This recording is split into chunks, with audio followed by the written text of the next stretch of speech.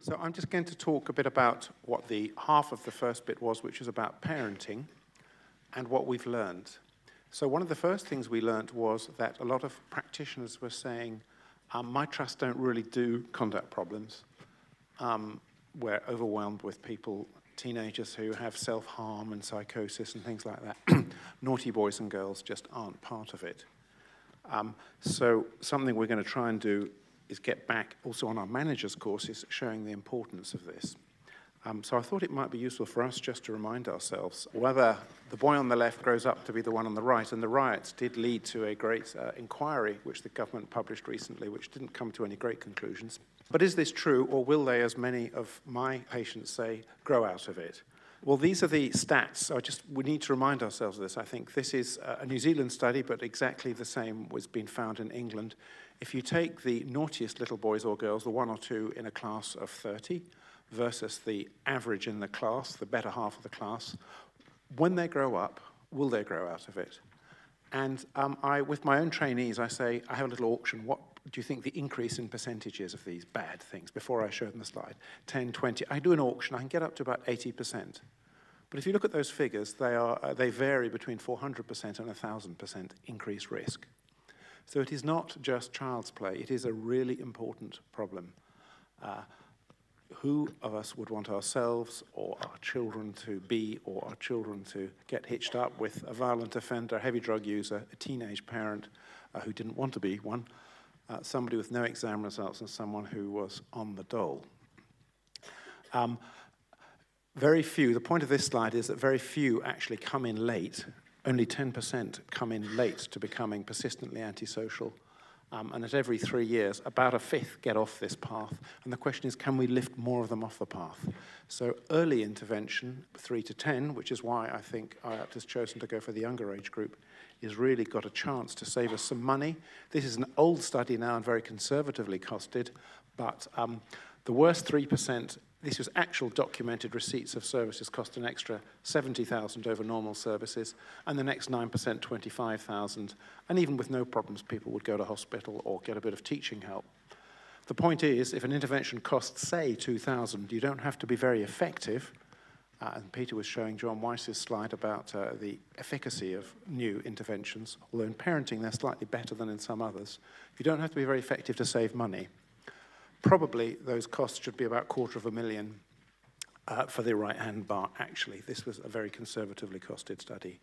So I'm putting it to you that you can go back today and tomorrow and talk to your managers and say, yes, this isn't just, making little Johnny be a bit better and go to bed on time. So there are over 200 trials of parent training for ODD, and the effect sizes are 0.5, which is pretty reasonable and good in real life. And they are recommended by NICE, and there will be a guideline next year which is confirming those findings. One of the issues has been to try and get good quality, because we want good quality relationships between the parent and the child. We've got to train up the parenting practitioners, but one of the issues we've had is having enough supervisors in parent training to bring on the trainees. There are a number of people trained in some of the branded group programs, such as Incredible Years and Triple P, but there have been far fewer staff who are skilled in individual parent training, and that isn't really a British general manual. We're trying to address that by writing a manual now with Matt Woolgar. And there needs to be a British group-based one. A lot of people do not like spending money on brands which are Australian or American. So these are some of the challenges in this domain which perhaps CBT doesn't have in quite the same way. Here is some evidence that the skill does make quite a difference. This from one of our studies of parenting groups. Up the page is the independently rated skill of the practitioners, and across and up is the change in antisocial behavior. You'll see the top third got big changes, the middle third perfectly good, lower third reasonable, and the least skilled people, despite coming to supervision once a week, were slightly doing some harm. So I think this makes the case that the IAPT is very important. It's both the things that Peter was talking about, the respect, the warmth with the parents, and the particular skill of the practitioners in getting that to be across. So what happens in our courses, as well as having the parent training, we also do quite a lot of CBT in both with group sessions and in individual sessions. Quite a lot of the time is spent working with the parents' beliefs and feelings. The trainees are expected to run 1 or 2 groups. There's been a problem for those who are only employed 3.5 days a week.